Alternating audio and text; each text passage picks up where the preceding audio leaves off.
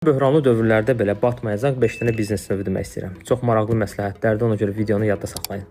İlk sahə qida biznesidir. Hər bir halda insanlar qidadan imtina etməyəcəklər. Ona görə də bu sahə dayanıqlı sahə sayılır. İkinci istiqamət isə səhiyyə sahəsidir.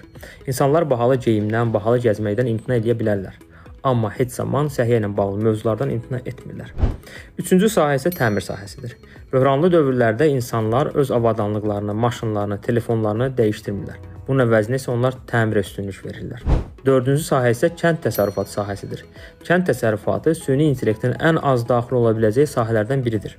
Düzdür, burada iqlim, hava riskləri var. Bunu nəzərə almasaq, bu sahədə kifayət qədər dayanıqlı sahə sayılır. Və beşinci sahə isə logistika sahəsidir.